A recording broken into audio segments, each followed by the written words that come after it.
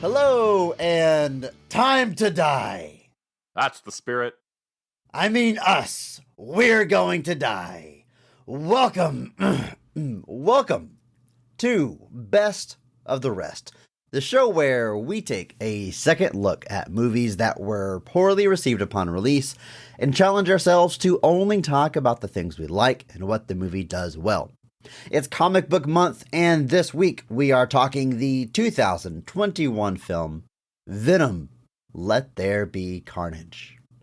My name is Chris Logan, and I am joined, as always, by my co-host, who is just the red version of me, Andrew Williams. All right. You ready for this one, Andrew? I am. I thought that was a pretty clever nickname I gave you there. I think so. You know, Carnage is like the red Venom. You're it's very the red-haired co-host. Very nice. Very nice. I thought that was pretty good. Not a very old movie, Andrew. This one came out just a few years ago. This happens sometimes on our podcast. Normally, we're kind of diving back at least 10 years or so, but this one kind of fresh in our minds. The theater-going experience. Not even 2 years ago. Not even. So it makes this question sound kind of silly. The one I always ask is, what is your history with this movie? It's not a very long history, but did you catch this in theaters? I did. Obviously, just being the repeat moviegoer that I am, putting that AMC Stubbs A-list to great use. I go to almost everything, and so obviously I saw the trailers for this one. This was another one that we saw trailers for a very long time because it was supposed to debut in October 2020. So we saw like teasers for it like right towards the beginning of COVID, and then it got delayed almost a year. So I saw these trailers forever. The movie we're talking about next week is another one that I feel like I saw trailers for like a decade. At least. Yes. Yeah, it felt forever. So we were definitely like, well, we're gonna have to go, we're gonna check this out. We're gonna have to. So me and my friends went and watched it, and so I saw it in theaters. Had not really followed up with it. Literally it was on sale and I bought it to watch again for the podcast. So draw what conclusions from that you will. But was there day one.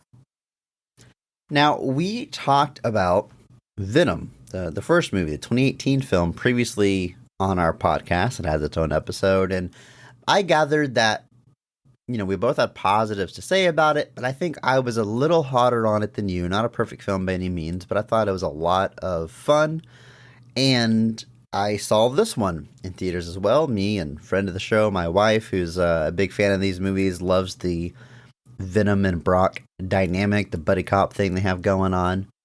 And I also thought this one was a lot of fun, more so even. And I'm excited to talk about these positives here because, in my opinion, this movie like dials into what works on the first one. Literally just cuts out everything that maybe didn't land and turns up the good stuff like to 11. And best of all, packs it into a little over 90 minutes. Doesn't overstay its welcome. I have a great time watching this movie. I'm excited to talk about why. But first, let's set the stage a little bit. This movie was released October 1st, 2021. As you said, Andrew, it got delayed because of the pandemic and is still coming out in a unsure time in theater going. It was made on a budget of $110 million. At the box office, it brings in $507 million. I mean, just black and white, that's already a good hit. But again, you consider the time it's released, still firmly the pandemic era. Still, we don't have new releases coming out every single week. It's pretty impressive. I was able to pull that in. I mean, you go through the box office numbers and you're constantly seeing like records broken in the quote pandemic era. Biggest opening weekend of the pandemic. Biggest, I think, it's the second movie to reach 200 million during the pandemic. I was saying the box office for this was quite a surprise. Like I said, the opening weekend was estimated to reach as high as 65 million and ended up coming in well over 90 million for that opening weekend. So, you know, surpassed expectations by almost 50% more. like I said, became the largest opening weekend of the pandemic to that point, and even surpassed the gross of the original Venom, which was obviously released not even during a pandemic. So this definitely struck a chord for that opening weekend. I think this might have still been a time where maybe big new releases were still kind of few and far between, so people might have been really amped for it, and it also just, again, speaks to the fans of the first one. Critically, not super well received. A 57% on Rotten Tomatoes, just shy of their certified fresh rating. But of course, audience score much higher. It holds at 84% audience score. And just to compare some of these numbers to that original, the first movie, Andrew, we did an episode about it, and I still forget how big of a hit it was. $846 million at the box office. That is insane. Nuts. That's like higher than Spider-Man. That's crazy. And I wouldn't look at the lower overall box office take as any kind of negative. It's just the time it was released. Yeah. Had that big open weekend, but it doesn't linger for a long time. You don't have people going to the movies just for the heck of it and kind of seeing what's available. People went to see what they wanted to see, and then they stayed home. And then critically, we've talked about this a bunch on our podcast, that the ratings of that first movie are fascinating to me. It holds a 30% critic score, but an 80% audience score. A 50-point swing between critics and audiences. It's the largest that I think we've ever come across. And again, the second one, 57% critic score, 84% audience. So a lot higher on the critic side, a little bit higher on the audience side. Still a pretty big gulf. Not as big as that first one, which is just crazy to me, but still a bigger hit with the movie-going audience versus critics. Yeah, this is a movie. These are a set of movies that I hear a lot of in some of the friend circles I follow. This is where I see a lot of the critics just don't get it type when it comes to these movies. They think they just really don't understand what it is these movies are doing, and I always think that's kind of a cop out, because you can know what something's doing and still not like it. It's not impossible, but sure. But that audience reaction, people love what they're doing here. There's not just the buddy cop nature. There has been a lot of analyzing of the relationship between Eddie and Venom, and I think people really enjoy it, and they think there is definitely a self-awareness from Tom Hardy, who has a big creative influence on these movies about what he's choosing to do with this. And yeah, that gulf is pretty intense. Ironically enough, one of the movies I hear about that gulf the most on is a movie called Grandma's Boy, which I don't know if you're familiar with. Oh man. I know so many people that love that movie. #PP. I turned it off after like 30 minutes. I'm sorry. Granted, I didn't see it like when it released, which was probably the age I should be when I watched it. But trying to go back to it years later, I was like, guys, I don't get it. What are you talking about here? What is the gulf? That was your Enter the Fist for me. You came to this one too late. But exactly. The gulf on Grandma's Boy is the critics' score for that. Now, to be fair to Grandma's Boy, I don't believe it was released theatrically. I believe that was a direct-to-DVD, but it does have a Rotten Tomatoes score of 15%. Pretty low. Now, the audience score is 85%. Wow. That is if we're keeping track, a 70% difference. That's almost always the movie I hear like number one in like gulf between critics and audiences. Now, to be fair, the critic pool on it is 61 reviews. There's a couple of other, I think Waiting is another one. I think that's got a pretty big gap between the critic score and the audience score.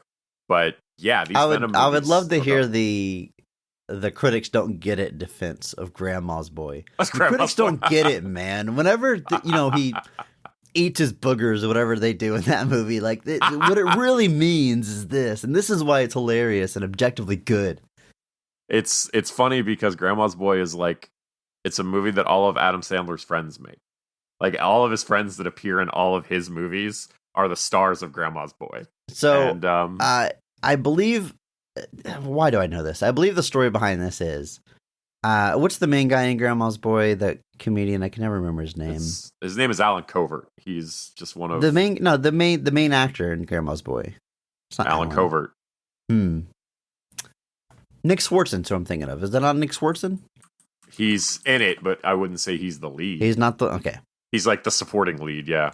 Okay.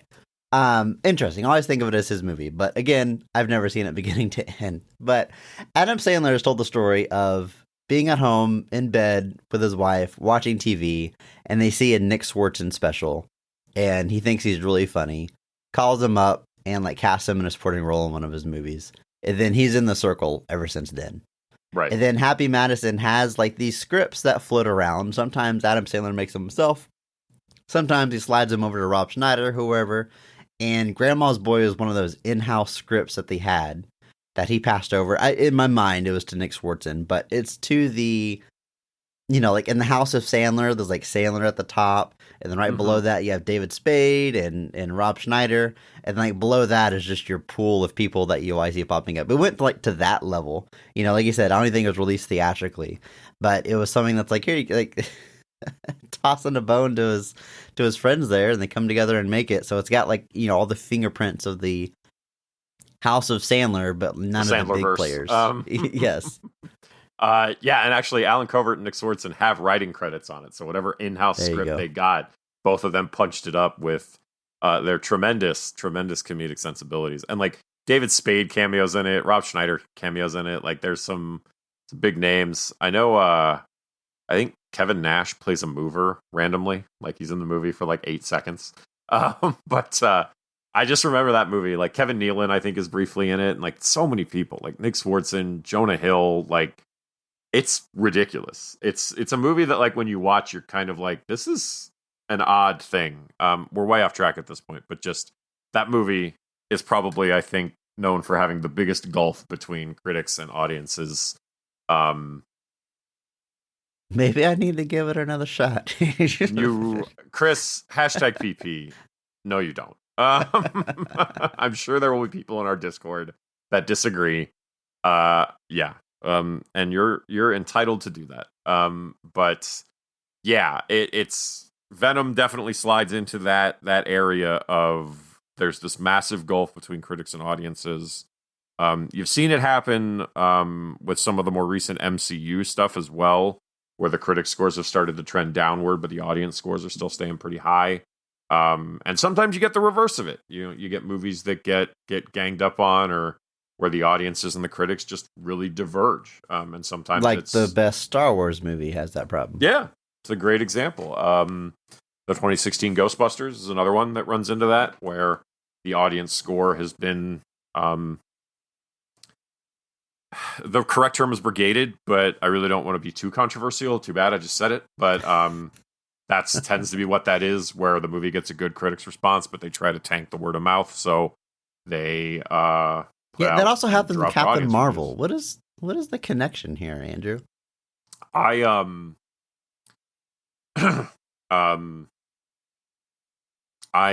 can't I don't see anything in common with all three. There's not a single thing that I could possibly connect between the three of those movies. And before anybody gets upset, I'm not saying you can't not enjoy those movies. I'm not saying that at all. This is a very specific group of people with a very specific group of behavior that we're talking about. And if you're not participating in that behavior, this conversation is not about your dislike of the movie. That is a very clear delineation that I really wish more people understood. That happened with Ghostbusters a lot, where he would be like, if you're doing this, you really aren't really a fan, are you? And people were like, how dare you not call us fans? And I was like, so are you tacitly admitting that you're doing what he's saying you're doing? Or are you just running to the defense of fans who are doing that because you don't think it's wrong? It was a weird, like, telling on themselves moment that they didn't even realize. But, fans are the worst, Andrew. This movie, let's take a look at the creative team. It's written by Kelly Marcel. Sole writing credit. She was a co-writer on the first one, and as we discussed in our previous episode on Venom, she, before Venom, had written Saving Mr. Banks and 50 Shades of Grey, adapted that before getting tapped to be a co-writer on Venom, and now gets sole writing credit, which is pretty cool. The story was hatched between her and Tom Hardy, apparently over a period of months, kind of bouncing ideas off one another and shaping the story. But again, sole writing credit going to Kelly. And she gets the director's nod for the upcoming sequel, the untitled Venom movie coming out in 2024. She'll be moving into the directing chair, which is pretty cool. Starting as a co-writer on the first movie, sole writer on the second one, director on the third. You'd love to see it, Andrew.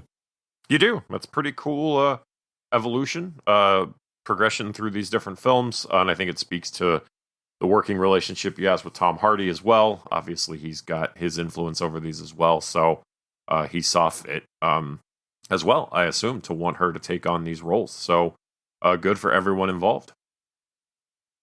The movie is directed by Andy Serkis, which I remember this being announced and everyone being like, "Oh, what? Huh? Like, I guess I get it. Yeah, mocap, CGI, but interesting.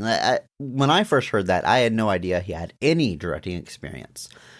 Not a lot, though. He directed an independent movie called Breathe with the greatest actor of all time, Andrew Garfield, and the Mowgli Netflix movie, which was like the other Jungle Book movie that came out around the same time as the Disney remake. I never caught that one, but again, it seems like a very Andy Serkis project. The mocap and animals and stuff. But yeah, this is definitely his biggest directorial effort. And it, like I said, it makes sense even if you don't immediately see it or think about his directing abilities. But, you know, no one has more experience in the realm of mocap and CGI characters than Andy Serkis. So why not? Yeah, 100%.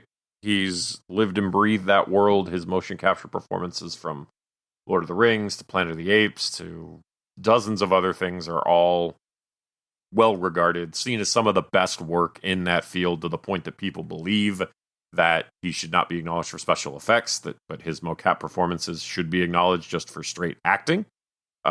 Which, I mean, folks, where's the lie? Yeah, I was actually kind of surprised when he got the tap for that. Yeah, the Jungle Book one's a little weird because it's another like all-star like Jungle Book movie. Like Christian Bale is Bagheera, and Andy Serkis is Baloo, Benedict Cumberbatch is in it, Kate Blanchett. It's kind of a stacked movie, but because that Jon Favreau one was so well received not that long before it, and I think his was released straight to Netflix, it just kind of slides into obscurity, and I think the reviews were pretty down the middle. So, but yeah, and then the movie Breathe, I think, is just a straight drama. I don't think there's any special effects of any kind. So it's an interesting evolution for him as well, kind of going from kind of a standard drama film to Jungle Book, which is about as CGI heavy as it gets, and then now into Venom, which obviously has to go even harder on some of its stuff with just the fact that you've got these two giant CGI creatures that are going to fight each other. So, and he's got stuff in the pike. I think he's doing a animated version of Animal Farm, which I'm sure will just make me sad. But yeah, I still remember being shocked when that was announced. That, like, first off, like, you kind of saw him as this, like, oh, well, he's going to be pretty, choosy with his efforts, like, prestige type stuff. But then he's like, nah, I'm going to do Venom too. And I was like, all right, man, good for you. Yeah, good for you, man. We talk about this all the time. Lines at the Comic-Con booth. I mean, Andy Serkis. You got the MCU. You've got Star Wars now. I think he's on one of the Disney Plus shows. You got Venom. What is this universe called? Chris. Oh, I'm sorry. What did I say? He's for Star Wars, and it's not because of one of the shows. Come on now. Oh, what did I miss? What's the Star Wars credit I'm missing here? He's Snoke, man. Oh, okay. I don't know if I knew that. Jesus Christ. Excuse me. So he is in the greatest Star Wars movie then. All right, very cool. He is. So yeah, he's got a double long start. He's also he's playing a character in the show. I've not watched these Star Wars Disney Plus shows other than like the first season of Mandalorian. Is he playing a CG character, or can you see his face? I think in Andor you can see his face. That's why they're, it's whatever. I think so in Andor, I haven't watched Andor, but I remember seeing like a clip of his character, and I'm pretty sure it's just him. So cool. The dude is interesting looking. Like for as many times he plays CG characters, like he's got a distinct face. He does. And I mean, just like you said, you've got double Star Wars credits. You've got double superhero credits now because he's got obviously the directing of the Venom sequel. He's Ulysses Claw and all the MCU stuff. He's Alfred in the Batman. So I mean, you've got that over there as well. I mean, that's the big not even three: counting Marvel, DC, and Sony's universe of Spider-Man characters. The big three universes. Yes, the Sasu. And there's those Lord of the Rings and those every kind of nerd wants to meet Planet of the Apes. There's not a single thing he's done that doesn't branch out to something. And he was the second unit director on all the Hobbit films, which I know people don't have the highest opinion on, but that was another instance of him kind of getting a chance to step into the director's chair under Peter Jackson ahead of time, which is obviously just a very cool thing for him. He was a motion capture consultant on the 2014 Godzilla film. He's there. There's everything. He's even a producer on Taika Waititi's next film, the weird soccer movie he's doing with Michael Fassbender. So I mean, just everywhere. So Andy Serkis has done everything. There's literally nothing the man can't do. So wonderful stuff. Andrew, I think it's time that we jump into this movie, talk about our favorite scenes, everything it does well, everything we like about Venom. Let there be carnage. Are you ready? I guess.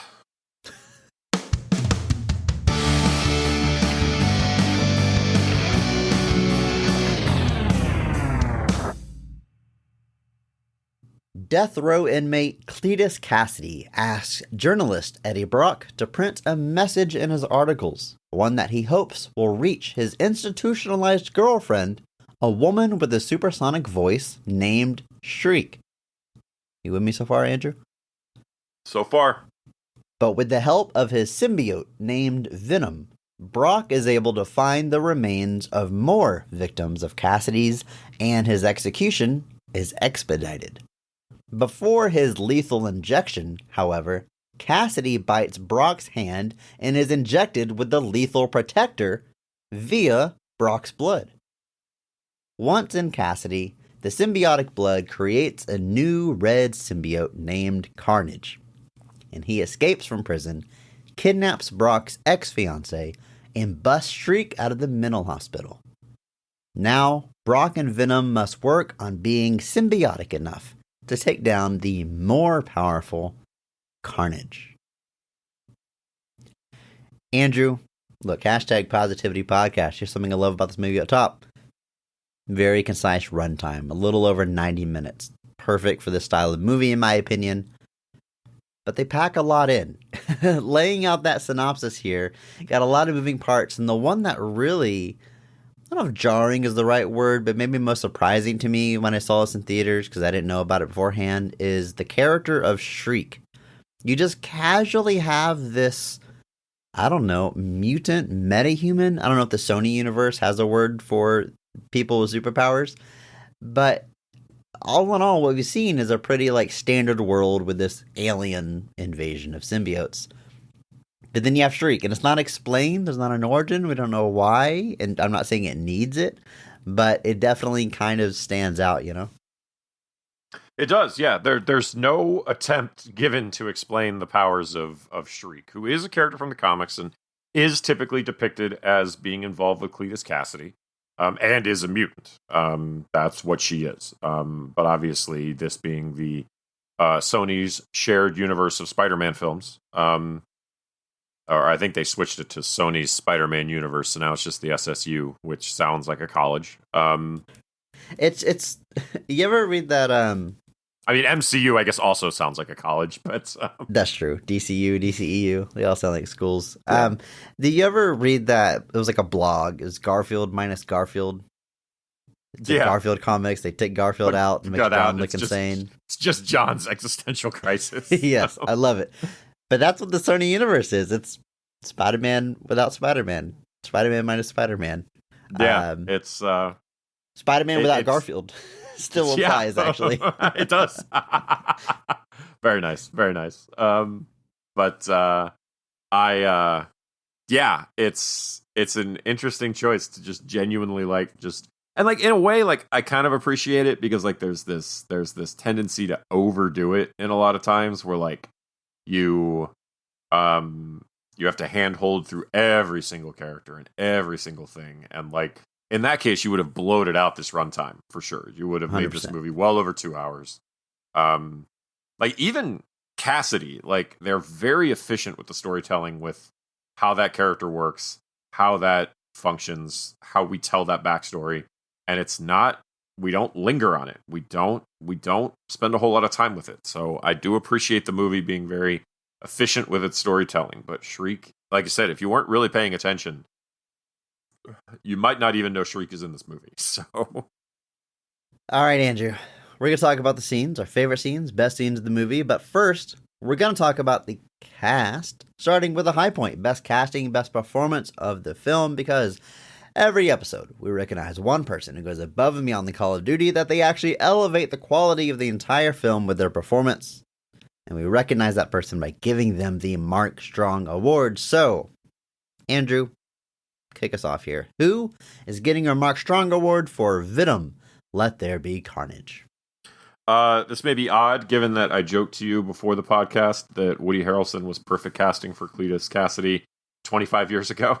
But I'm going with Woody Harrelson as Cletus Kasady for my Mark Strong of this film. He was teased at the end of that first film with some really wild hair that they do not commit to.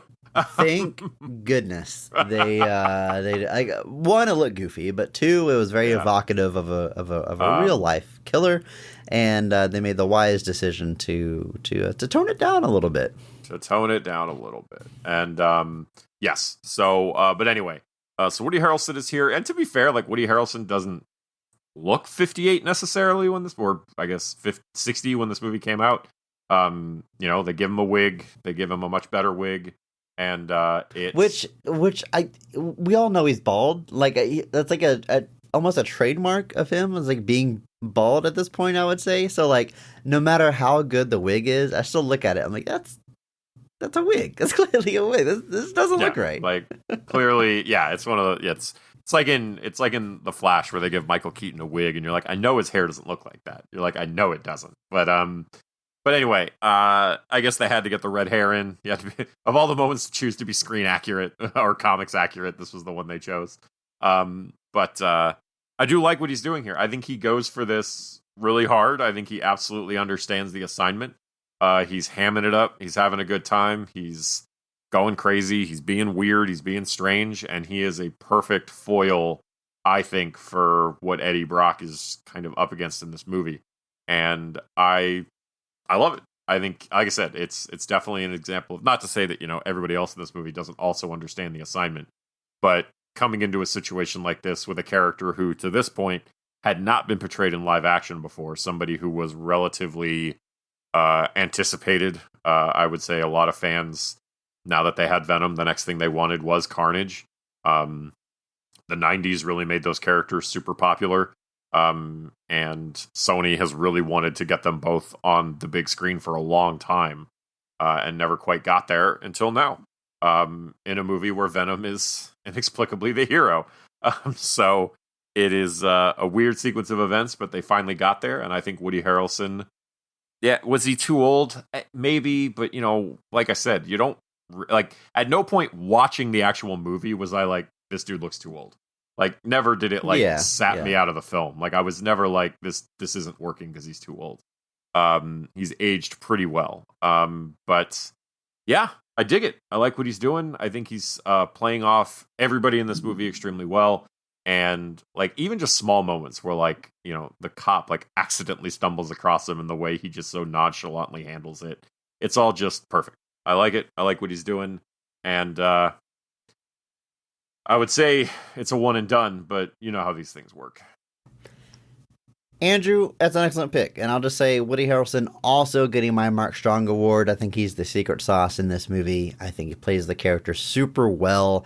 And I think in, you know, another actor's take on it, you know, this unhinged psychopath serial killer, They might go over the top. They might be a little jokerish. They might be maniacally laughing. In that regard, he's relatively reserved.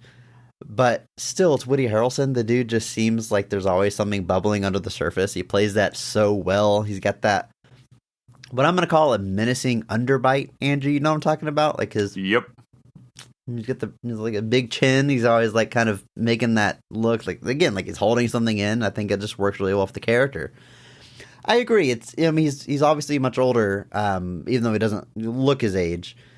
The only thing that makes it stand out to me is they kind of play like him and Eddie are almost like peers or have a history or this connection, but he's clearly like a generation older than him, or at least it feels like it. So that seems a little jarring, but I think it's worth overcoming that if you can get Woody Harrelson. I mean, I think that's just a huge get for this character. And yeah, dude plays a psychopath really well. What can I say?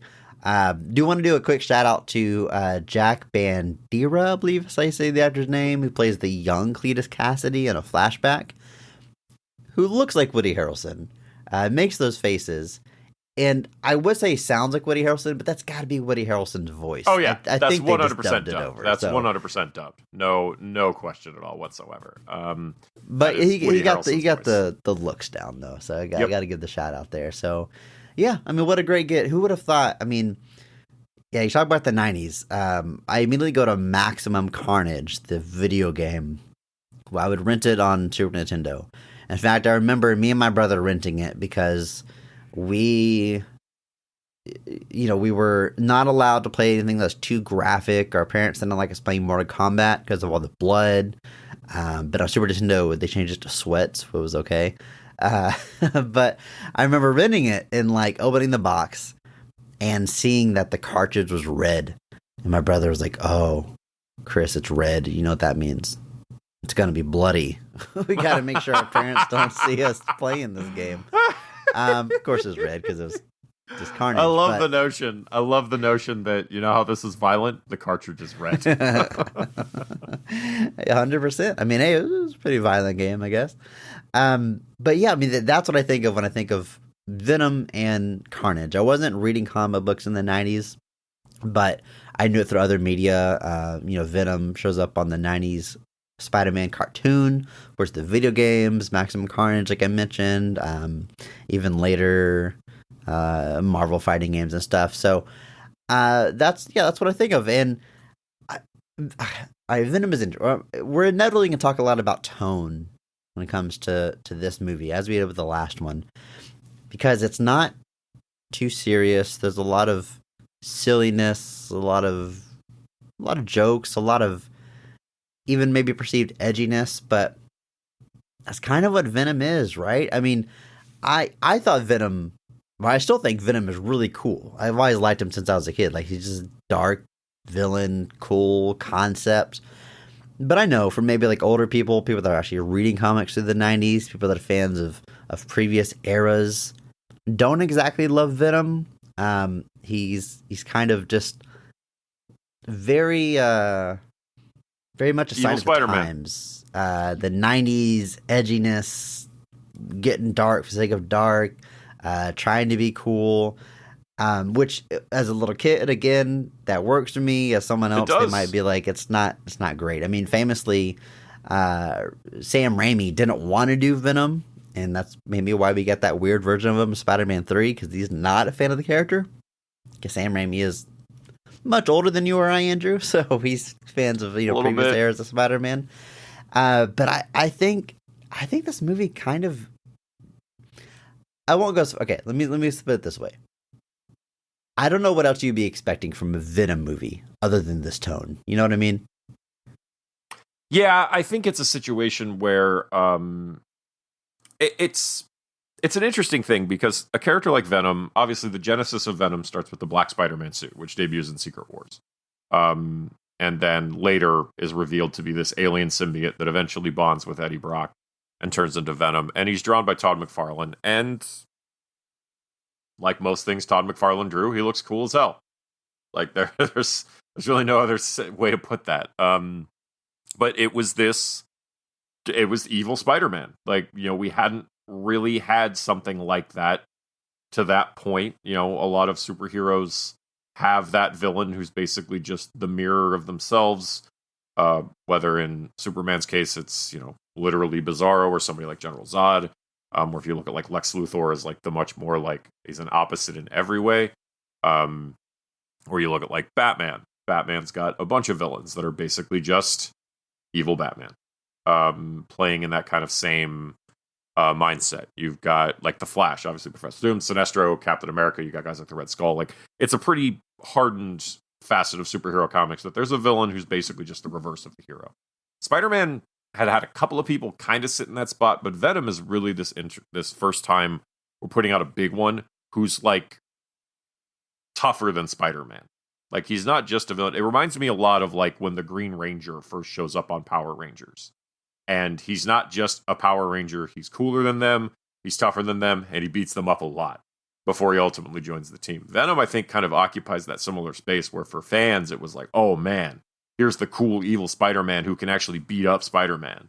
And I think it struck a chord with people, and that's why Venom kind of has sat in this weird anti-hero space. Almost not long after he debuts. Like, not long after he debuts, you get them trying to do anti-hero type stories, like the Lethal Protector stories and stuff. Eventually, they take this Venom symbiote and put it onto other people to kind of let Eddie Brock stay a hero while Venom can still be a villain.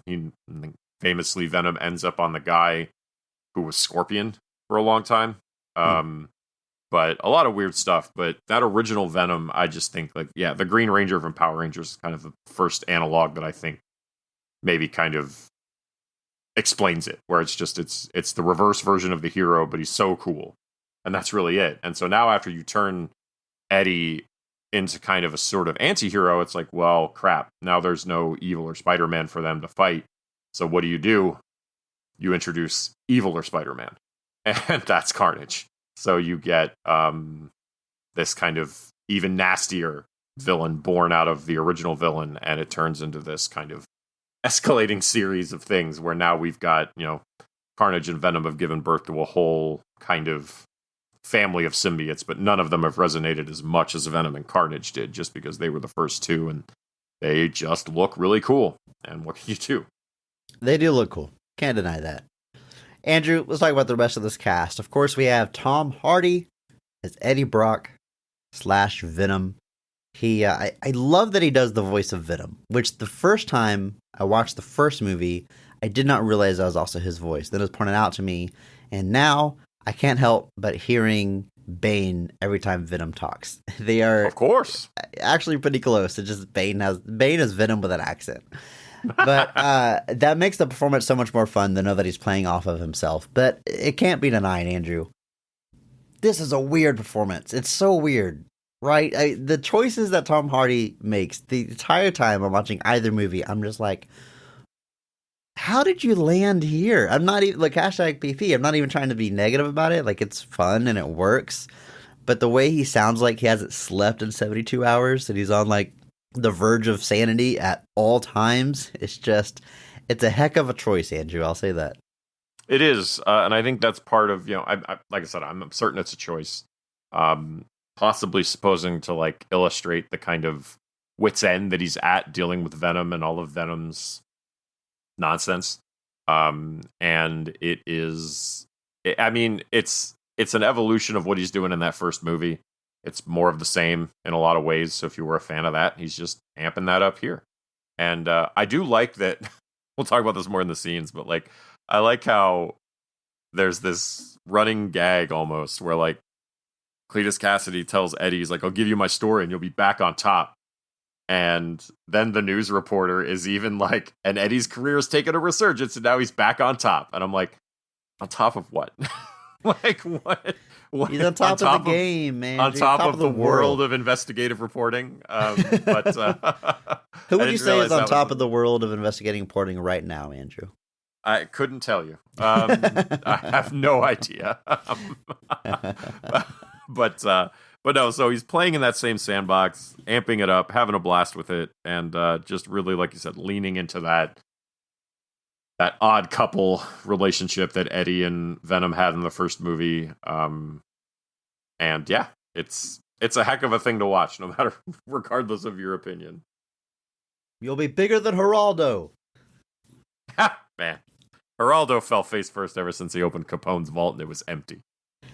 There's a deep cut for all of our older fans. Andrew, okay, I feel this a little bit about Tom Hardy. Like, Tom Hardy, he's a great actor, right? I mean, just really good. Yeah. Such a chameleon, could do anything. So much so that maybe my hot take is that The Revenant, where Leonardo DiCaprio finally wins his Academy Award, he gets outshined by Tom Hardy in that movie. I think Tom Hardy's performance in that movie is the best part of that movie. It's so good. Which, it kind of brings me to Venom. Like, Tom Hardy doing Venom is like, you can probably do this in your sleep. I'm not saying he's not trying hard. He certainly is. He's making choices. He's obviously cares about it a lot, works on the story, etc., etc. But it's interesting to see him take a role as a, not just as a comic book character, but as one in just such a flashy, bombastic movie like this that doesn't even reach for that deeper level like some other characters might, Yeah. I can agree with that. Also, I don't think your hot take about The Revenant is becoming that much of a hot take anymore. I think it's widely kind of seen that The Revenant is good, but it was kind of them just being like, all right, we'll finally give Leo his Oscar after he had like 4 other movies before it that probably would have been far more deserving. But I think the general consensus is that Tom Hardy is the powerhouse of The Revenant. And if it's not, it should be. I mean, the bear gives him a run for his money, but oh my God, Bear is driving. How can that be? But sorry, that's a Clerks cartoon reference. That's someone out there gets it, Andrew. It's okay. I'm sure someone does. But anyway, I'm saying all that to set up that Michelle Williams is in this movie. She plays Anne. She's coming back from the first one. And Michelle Williams is one of the greatest actors of our time. She is phenomenal. She can do anything, and her dramatic roles are, I mean, really nothing's beyond her reach. Manchester by the Sea, she is just so good and has to play such deep levels of pain and conflicting emotions, and she nails it. She always rises to the occasion, and mostly these are like, she's in art house movies or independent movies. This is probably her most high profile, and she's playing the ex-fiance of Eddie Brock. Like she it's an important role. She gets to host Venom, and it's always fun, and I just can't help but sit and think, and I'm not like judging Michelle Williams at all. Like, I don't judge actors for the roles they take. Like, do what you want to do, but I'm like, of all the things you could be doing, it's just crazy to see you here. And again, which must be, not saying she's not trying hard, but like, this certainly can't be pushing her abilities. But I will say the scene early on where she tells Eddie Brock that she got engaged, and he's kind of astounded, and she's like, you could lie and say congratulations, so we can just pretend like we're okay with this. And like, she delivers that stuff really well, and she is like in the pocket when she doesn't really have to be, because it's Venom 2, for crying out loud. Right. She's great. Of course, speaking of wigs, her wig is much better in this one. It really drove me nuts in the first one because it's so obviously a wig. Looking a lot better here for Venom 2. Yeah, I mean, and she still gets out and does the dramatic stuff. I mean, she was just in The Fabelmans, where she played not Steven Spielberg's mother, who was an absolutely pivotal role within that film. Got to show a lot of range there. You saw that one, Andrew? Yeah. Good?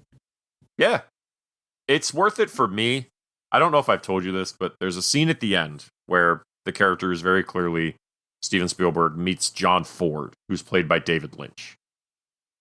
And that sounds like an Andrew scene. Yes, it's and that's the only reason I went to see it, if I'm being honest with you. Like, it's this wonderful scene where it's based off a real life meeting Steven Spielberg got with John Ford. The man who shot Liberty Valance, just tons of classic westerns. And they just go so hard on it, and it's just one of those movies where I'm like, David Lynch, the director David Lynch, is in a scene playing a different director in a movie about a different director, directed by the director it's about.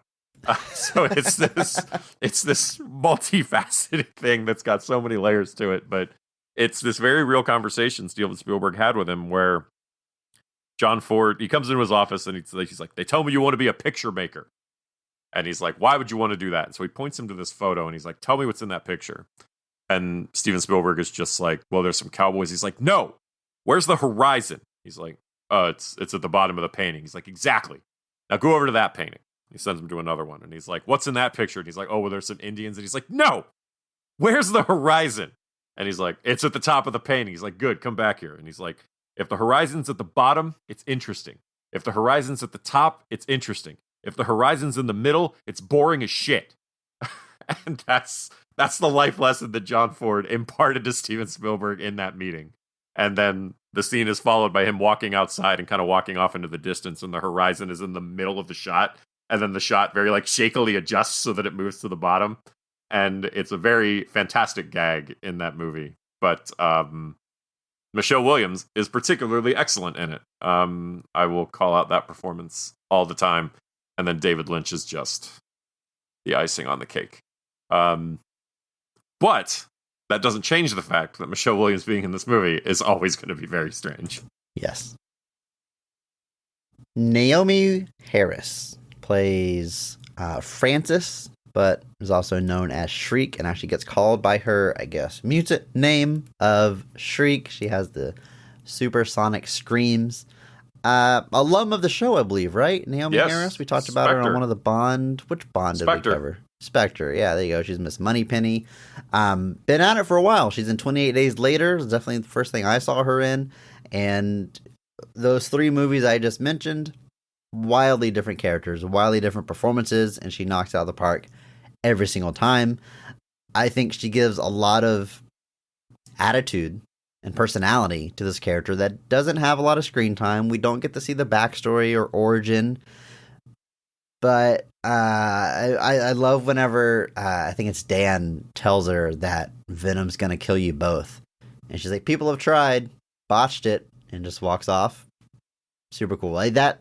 Yep. 5 seconds is all I need to know about the character. It's awesome. Yeah, I agree. I think, like I said, not it's efficient storytelling. It's making the most, like it's showing instead of telling. Like, you know, with Shriek, everything is shown. And I actually really appreciate that. That, you know, we're not given these like long exposition dumps explaining what the deal is. It's just, you know what, here's the deal, here's the thing, boom, go. And I think Naomi Harris is definitely the reason a lot of that works so well, because she's bringing it, and it is a very good performance. And again, her and Harrelson play off each other really well as well. I agree. And, you know, speaking of Dan, Reed Scott returns to play the character. It's Anne's now fiance as the beginning of this movie. Gets in on the action a little bit more than last time. And Andrew, we've talked about the classic stepfather role. I mean, there's no kid involved in this time around, but the kid is Venom. Okay, sure, yeah. The kid is Venom. And you know, it's the love of your life's new significant other, who usually, like, they're a perfectly fine stand-up person, but they're too goody two-shoes or too square, and it makes you kind of hate them. But yeah, Dan fits that mold. But I like him. I mean, I like this addition. I like how dorky he is. Like, he gets told by Eddie, like, remember, sound and fire if you ever have to use it. At one point, he gets to, like, pour fire on Carnage. He's like, sound and fire, but no sound, just fire. It's just really, I like really dorky when he energy. first hears that. He's like, sound and fire. He's like, what is that, a band? Like, I don't know what that means. It does. I mean, it sounds like an Arcade Fire album or something. Yeah, it does. Sound and Fire. I mean, I'm certain there's an album out there called Sound and Fire. I have no doubt. But no, I do think I do like Dan. I think he's very effectively used in this movie, just enough. He assists in the final fight. He sort of gains the respect of Venom by the end of it, who doesn't really like him for much of the film, but by the end and his assisting, he's like, I like him. So Venom is on the Dan train now. But I just also like that, despite the fact that I love that Dan's whole thing is basically that he's normal. Like, he's just like, that's literally the gag of the character. Yeah. I always love when there's shows that that's literally the hook. Like, it's a thing in like sitcoms that everybody's kind of an exaggerated character, but it's a show I've mentioned before, I'm sure, called Happy Endings. And at one point, one of the characters gets a boyfriend, and his name is Pete. And the entire gimmick of Pete is that he's a completely normal person, basically from the real world, who's just unfazed by all of their weird sitcom shenanigans. Like, they're trying to leave a party, and one of the people's like, we can't just leave. We have to give an excuse. Like, and so she's trying to give these wild excuses of all these things they have to do, and he's like, we don't have to do that. We can just tell them we're leaving. And she's like, and they won't get mad. And he's like, no, because they're normal. Like, they don't care. So like, it's like on Dan's the edge of fourth wall breaking. Yeah, like just right there on the cusp of it. And Dan rides that same, not quite to that high degree, but that same idea of just like, what? Like, just takes it all really in stride, to be fair. Doesn't, he's a little bit outraged, but not really. But definitely not as affected by this as you think somebody would be. But I do like that he gets to be involved in the ending, because that's kind of another kind of facet of the stepdad character, is like, when the chips are down, you can't really rely on them as much as the real dad. And in this case, you can. He's got no symbiote, and he's still jumping into this church ready to fight Carnage if he has to. And that's pretty cool, man. New to the series, we have Stephen Graham playing Patrick Mulligan, who is a detective that's trying to work with Eddie, but Eddie keeps stealing the scoops for himself rather than letting the detective step in, so they kind of at odds with each other off and on. Interesting character, very much, high-strung detective character. They tie into Shriek's backstory because they tried to kill her back in the day, and so they have a vendetta against him. I kept thinking he was a Wahlberg every time I see him. I'm not sure what Wahlberg he's reminding me of, but digging through his credits, I realized I actually know him most from Snatch. He plays Tommy in that character, one of the main roles there, and has been in a million other things since then. Always popping up in bit parts, but has a somewhat significant role here, and then is, I would say, yeah, probably the biggest tease for the future of the franchise. The first time you see this movie, you might think that mid-credit scene is the biggest tease for the future, but it's not. No, it is the fact that Detective Mulligan's eyes glow blue at the end, which I saw it this time, and I was like, I don't even know if I caught this last time. And I'm not sure exactly what that's implying. Andrew, is there a blue symbiote out there that we're teasing? Of course there's a blue symbiote. There's every color symbiote. But Toxin, who the character Patrick Mulligan becomes, is an offspring of Carnage. So Patrick Mulligan is... even Patrick Mulligan, the character, is the one that becomes Toxin? The original Toxin, yes. Oh, interesting. Okay. And so I don't know that they're implying that here.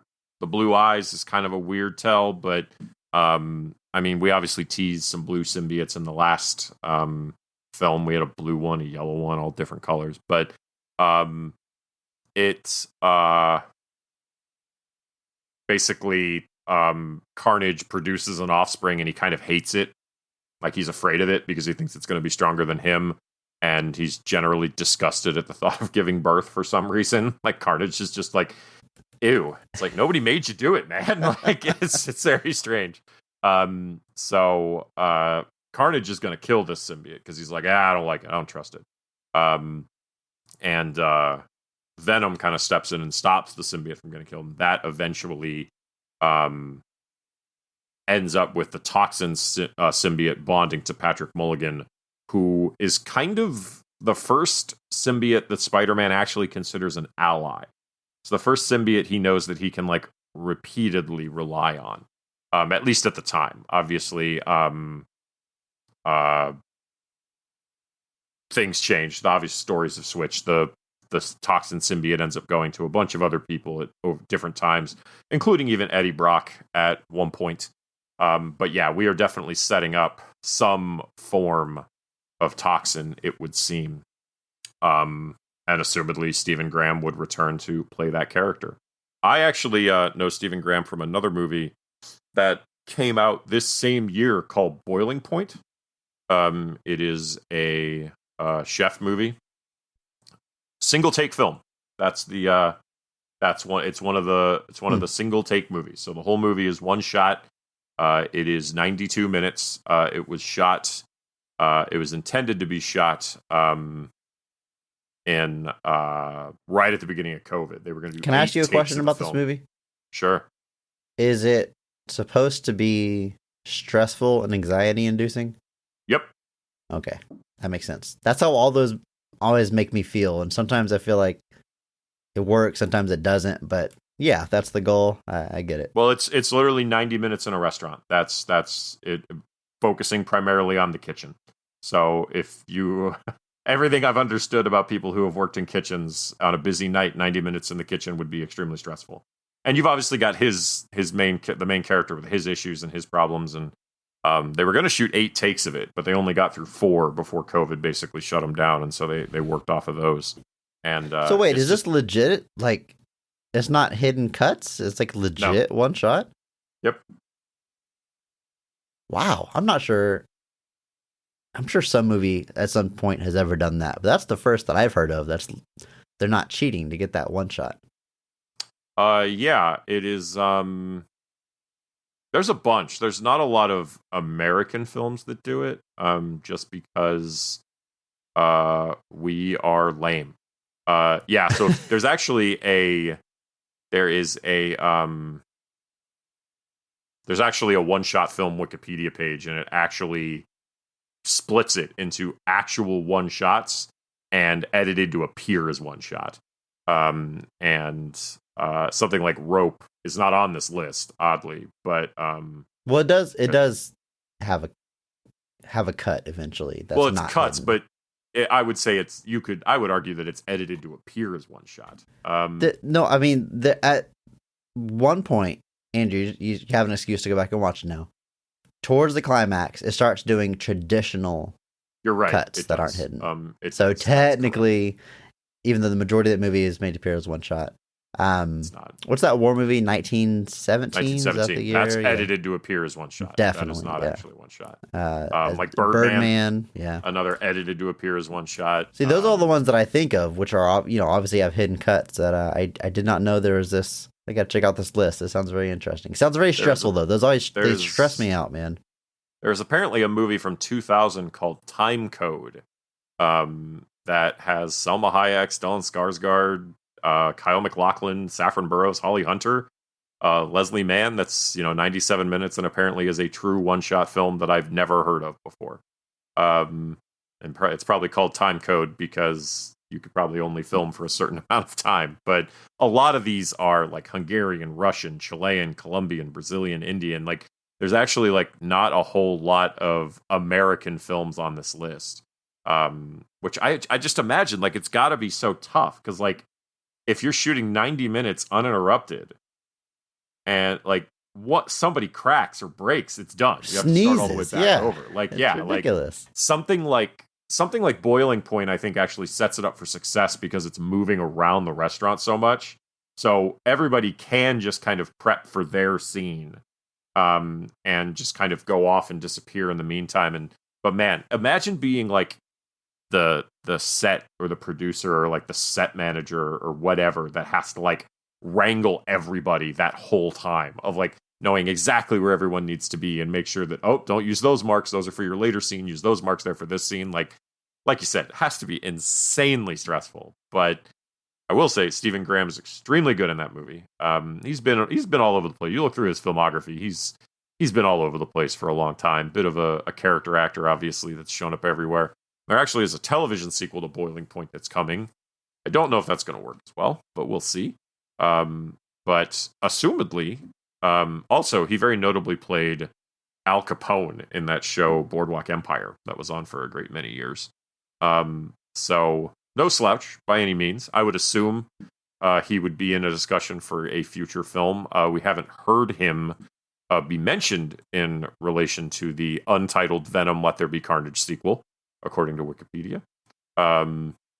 We know that Juno Temple is in it. We know that Chiwetel Ejiofor, alum of the show, I think, is also going to be in it. So, who knows? We'll see. But he's doing, not in this movie a whole lot, but got an interesting story here that they're playing with. And obviously, they've got some places to go.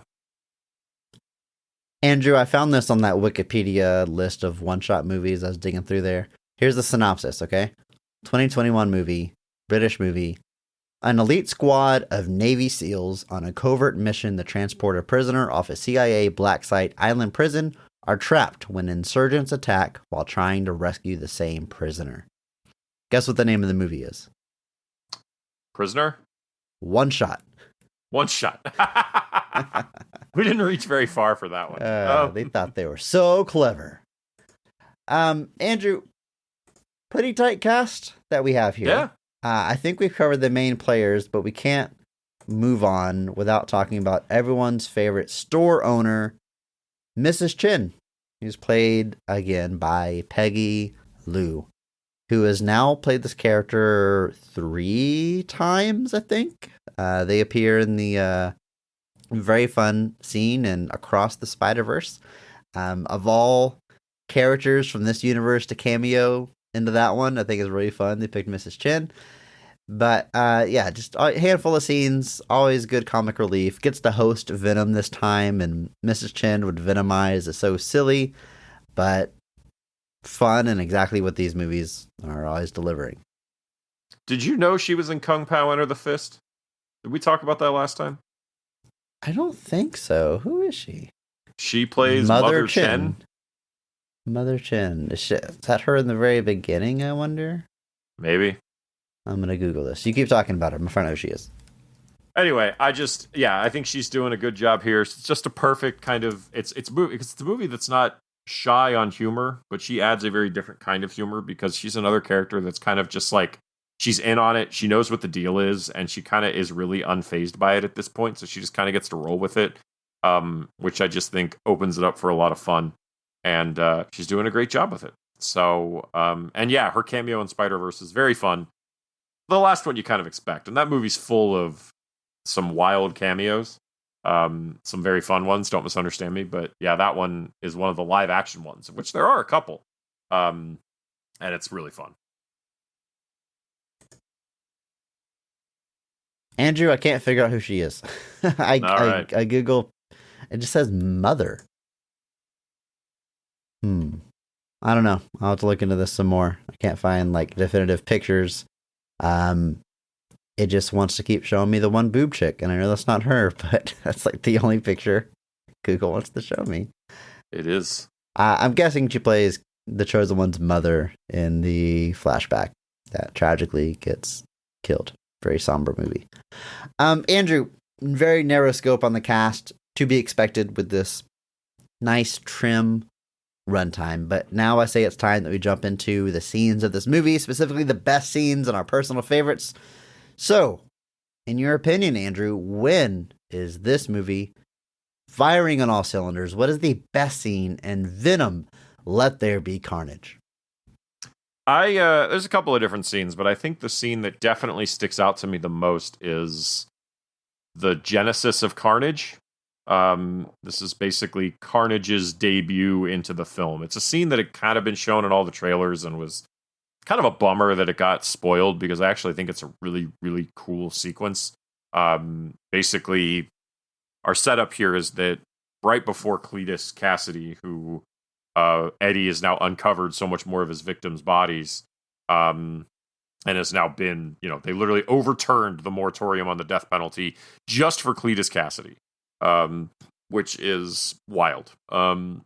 It's that situation where they're like, we know for sure that this guy's really bad, so we're gonna overturn it just for the once. But and during that interaction with Eddie Brock that he calls in, he bites him, draws his blood, and gets this little piece of some symbiote infected blood, it looks like, and he's very intrigued, but obviously can't exactly ask Eddie more questions at this point. But when they go to lethally inject him and shuffle him loose the mortal coil, the toxins they are using to kill him interact with his symbiote blood and cause his kind of eruption into Carnage. And I love the way this scene is told with all the smoke and kind of Carnage appearing in the midst of it. I think it's done in a very, very cool way, and it definitely amps up just how scary and terrifying Carnage is, which is really what you want to portray with that version. Obviously, Venom is scary enough as is when contrasted against Spider-Man. You want Carnage to be even worse. You want him to be like not just evil, but you also want him to be kind of gross with the way that his stuff all works, and they definitely lean into all of that.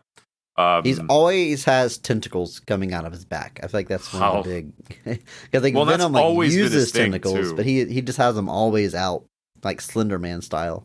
Right, and like it's so weird because like obviously in the comics, Venom uses webs, like he always has. Like that's been Venom's thing. Like, and in the movies, they've kind of had to play fast and loose with that simply because Venom doesn't have Spider-Man as like the basis to go off of, so he doesn't have them. But with Carnage, he's never used webs. He's always just used his weird tentacles. And so they lean into that really hard. And it's so gross and so nasty. It reminds me of like in Fortnite, they brought in Carnage as a character. And all of his stuff is just like exploding with tentacles. And I'm just like, ew, this is so uncomfortable. This is so gross. So nasty and gooey. He just looks so moist. And it's terrifying. But I love this scene. I think it sufficiently sets the stage for what Carnage is capable of and what you would want Carnage to be capable of. I know there's people that wanted it to be more violent.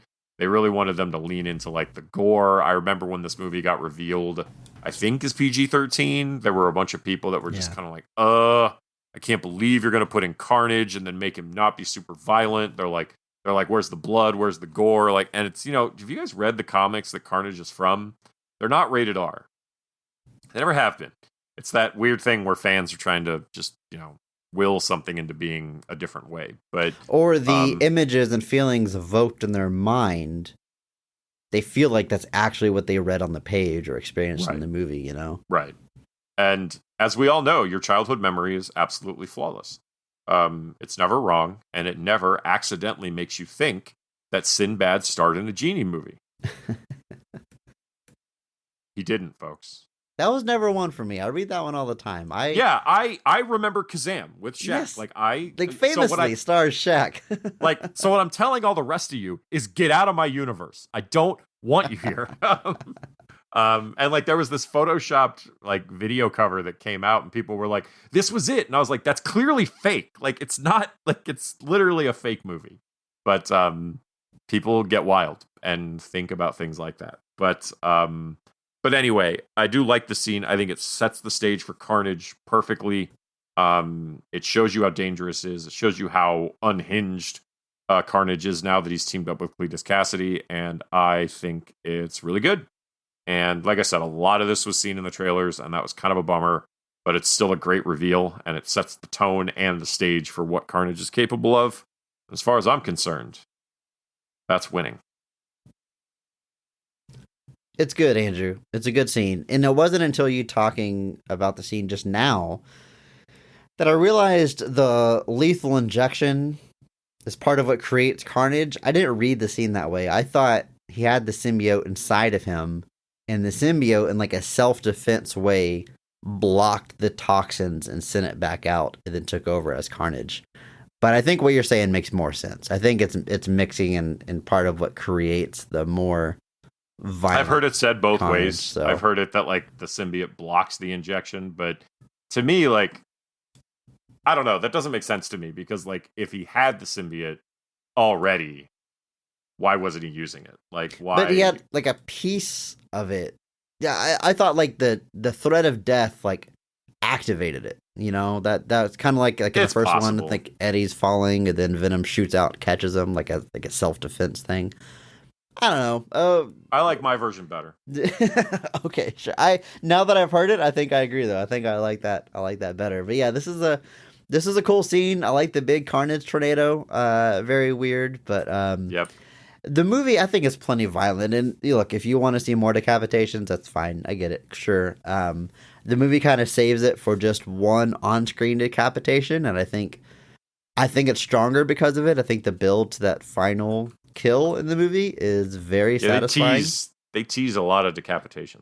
Yeah, or like you just see the headless body, or it's implied, but it's always off screen. But like I said, it's kind of building to the big final one, and I think that works for me. But yeah, this is the prison break.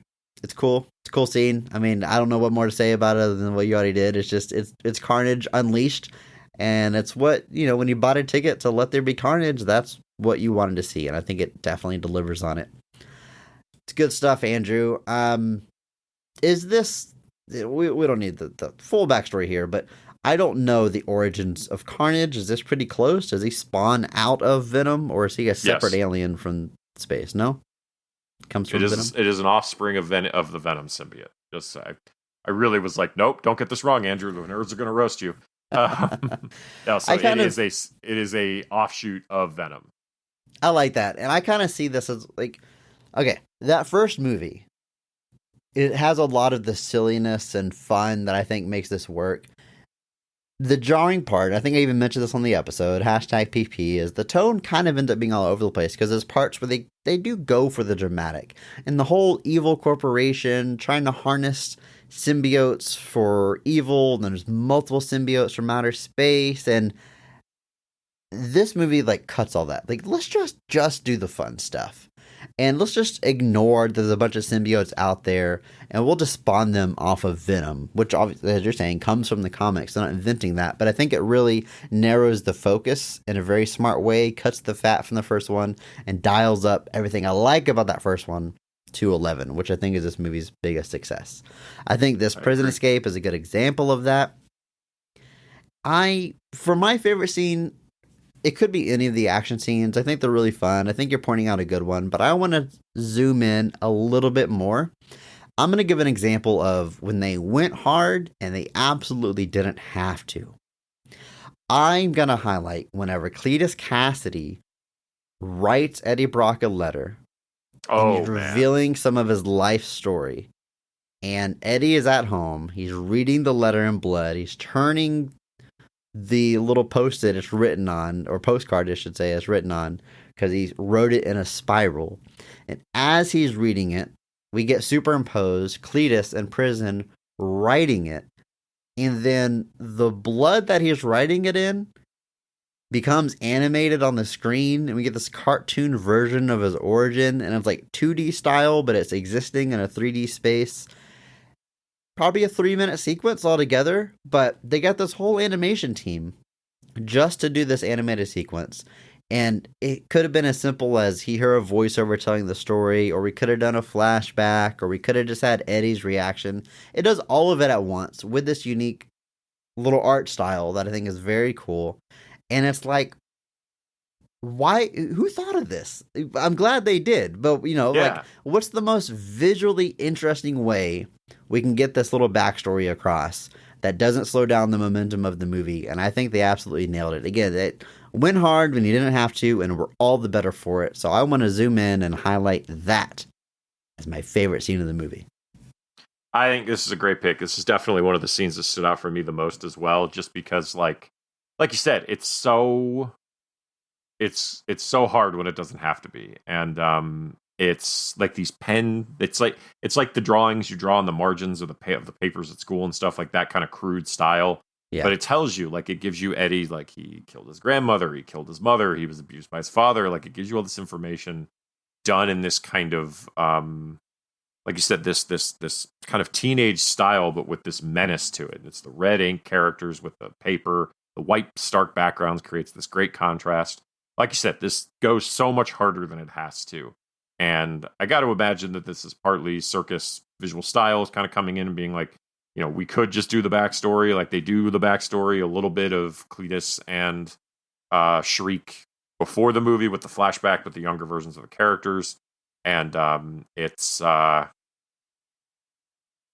something where you could have done something like that again, but this makes it so much more interesting and makes it stand out so much more. And like you said, the movie is all the better for it. Andrew, let me ask you a question about Venom specifically, the character of Venom. You think he's funny? I have never, in all my time reading comics, thought Venom was funny. I've never been okay, in this movie though, in this movie, is Venom funny? Yes, Venom's very funny. I think Venom's very funny. I think he's fun. I think he's kind of the key to this. And I think as weird as Tom Hardy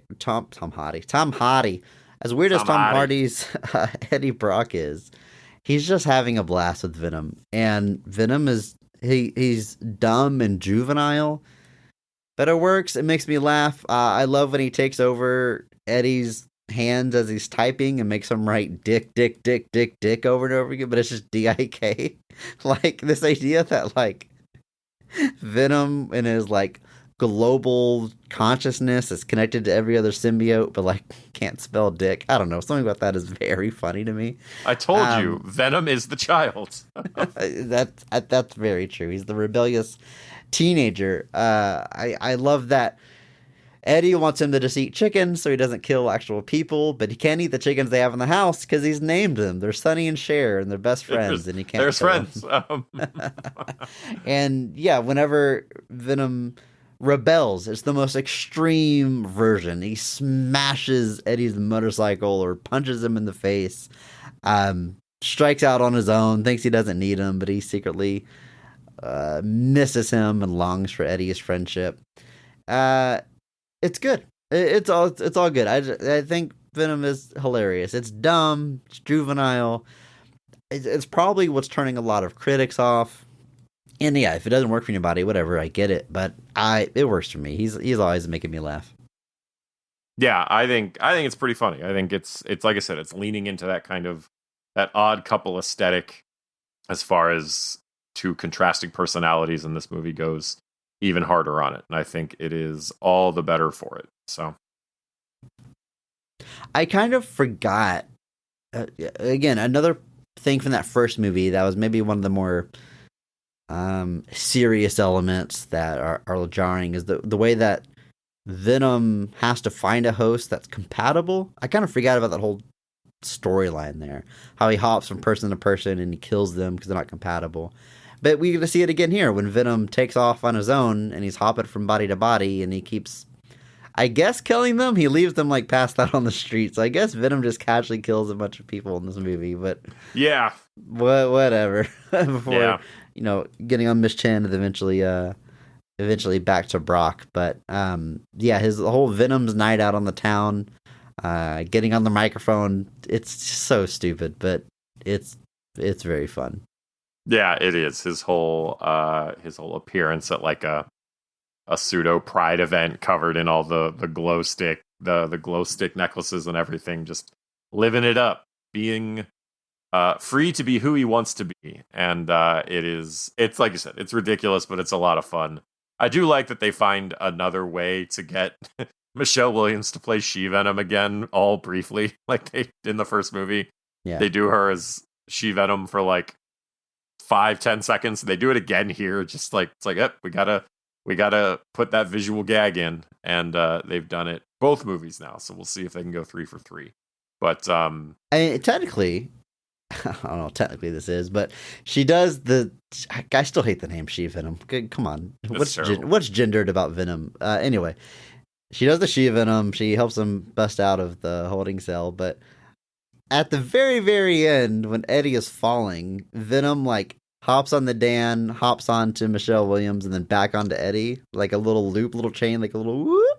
So I guess she's kind of She-Venom for a second there. I don't know. Yep. Actually, a brief moment. Yeah. But, yeah, that one's weird because it took me a minute to understand what was happening, and then I realized, oh, the Venom symbiote came off of him while they were in there and they were falling, and so it has to loop back around to him. But yeah, this whole final sequence, we could talk about that. I think this is, again, delivering on the promise of this film.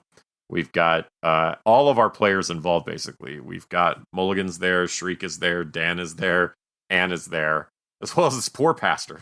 Pastor. They get a lot of like jokes out of him, and then they kill him. Like, all right, we've made every joke we can. You can just die. And one last joke is Carnage bites his head off and says, "Power up," which is so stupid, but so on brand. But the best, though, is they're about to get married. Venom arrives. Cletus turns into Carnage, and he says, "Death to you, father. Not you, father. You, father." Like, clarifying it's not the priest, but it's Venom. It's so dumb, but I can't deny that I think it's very funny.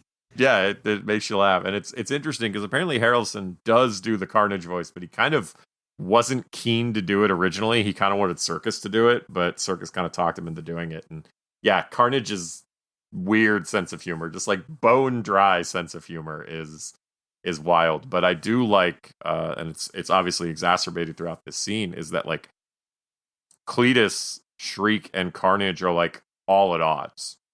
Basically, Shriek's powers, by their very existence, hurt Carnage. So Carnage doesn't like Shriek, and then Cletus finds himself at odds with Carnage because Carnage wants to hurt Shriek. So like, and that's kind of the key to his downfall, is that there's not a symbiosis there.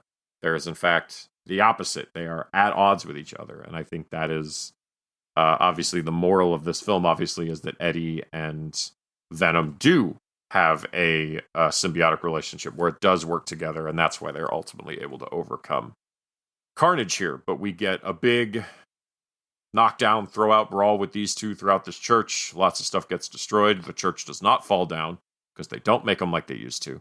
But it's a blast. And again, it's delivering on the concept. This movie is 90 minutes. I think it's 97 minutes, but like it's first third is the setup. The second third is Carnage's birth and emergence. And then the final third is this big fight. Like, it knows exactly what it's doing.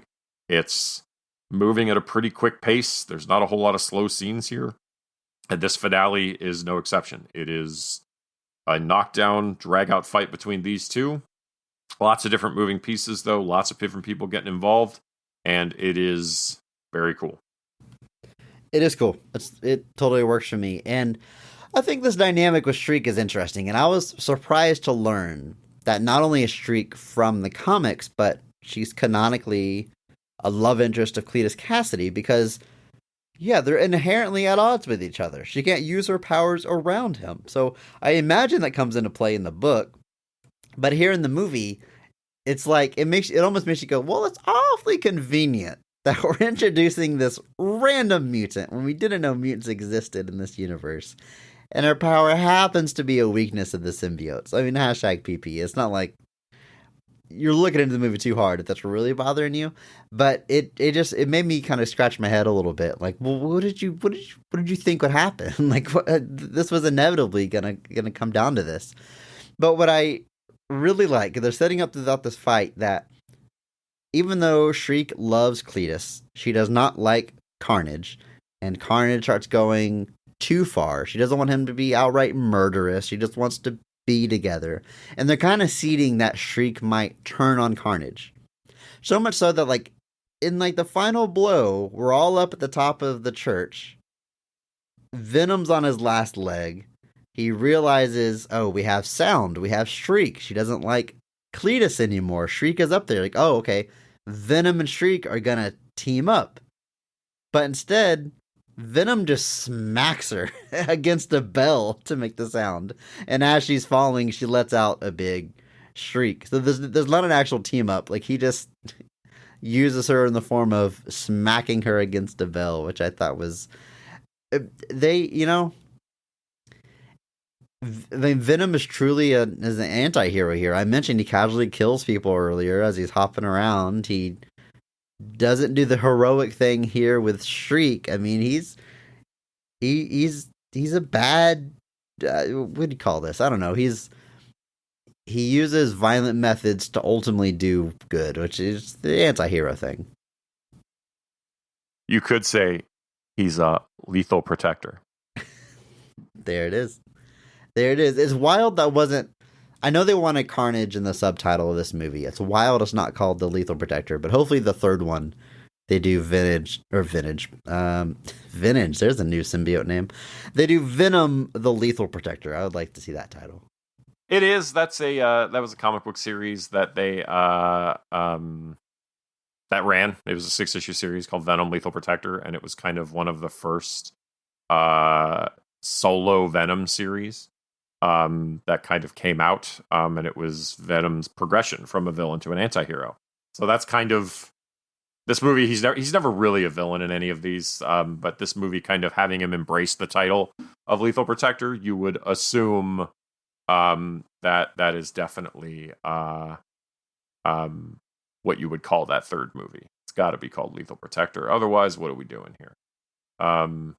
And yeah, that one definitely deals with... It's interesting because the first Venom movie actually has a lot of the plot points of Lethal Protector in it, because that's about the Life Foundation and Scream and Riot and Phage and Lasher and Agony and all the different symbiotes that they have. And so a lot of that was already used in the first movie. So the third one can definitely take the title and, and figure out something to do with it. I mean, I think we've covered it's not a very long movie. We covered the highlights. It's a lot of fun. I like this more than the first one. Like I said, it dials into what I like about the first one, cuts out the stuff that I think doesn't work, turns it all up to 11. Infamously, notoriously famed film critic Roger Ebert gave the movie Anaconda 4 stars on his 4-star rating system. He defended it multiple times, and he explained that he doesn't have the same scale for every movie he watches.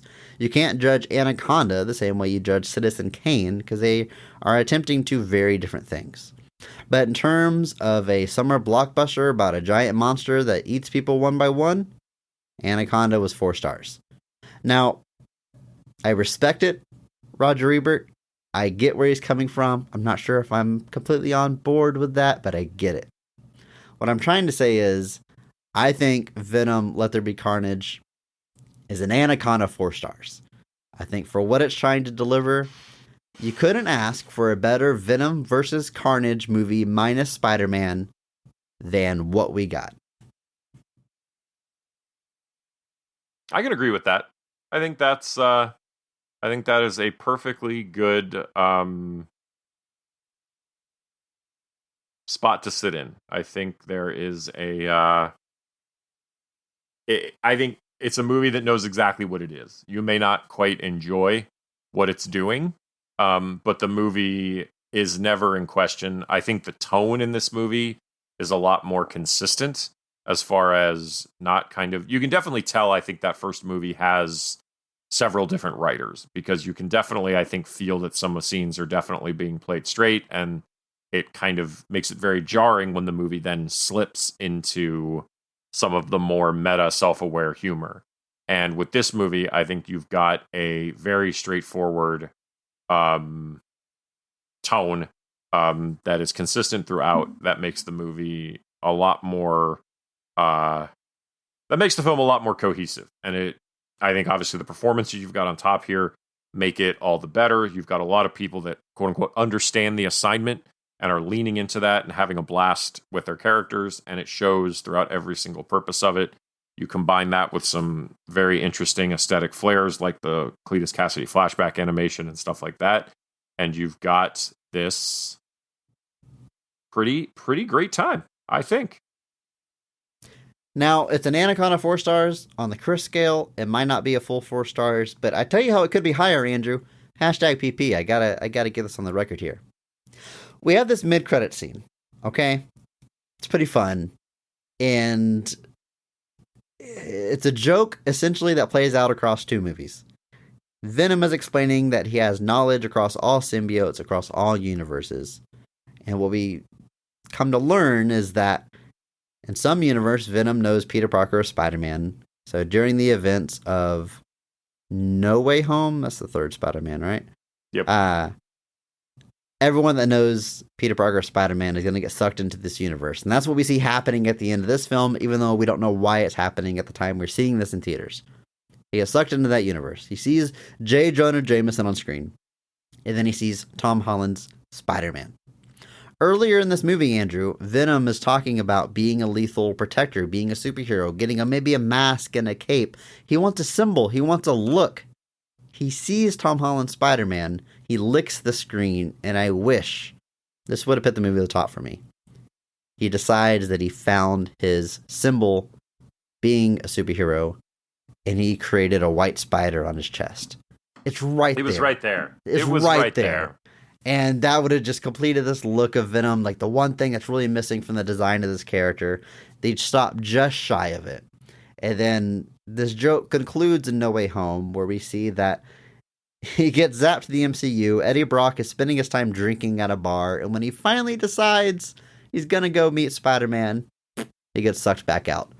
Not before leaving behind a piece of Venom. We'll see if that, continues to evolve. But yeah, ultimately, we saw this tease. You probably thought it was going to be a much more drastic revelation than it ended up being, but it's fine for what it is. We were right there for getting the spider. It's the only thing that I can't get over that. I really wish they would have done that. It's pretty wild that you would go that far with it and not do it. And they may. I mean, that may be the beginning of Venom Lethal Protector, is that, Venom has decided to adopt the Spider-Man symbol, and or the spider symbol at least. And I think that would be cool because, like you said, that feels like it's the one thing. I like the white veins look is cool, but I think that spider symbol, especially for you've gotten 3 movies out of this. Come on, just do it. Just do it at this point. Just do it. No one's gonna stop you. Come on, Sony. I know you're listening. Just do it. Just give me what I want. Come on. It's not what I want. Give me what I want.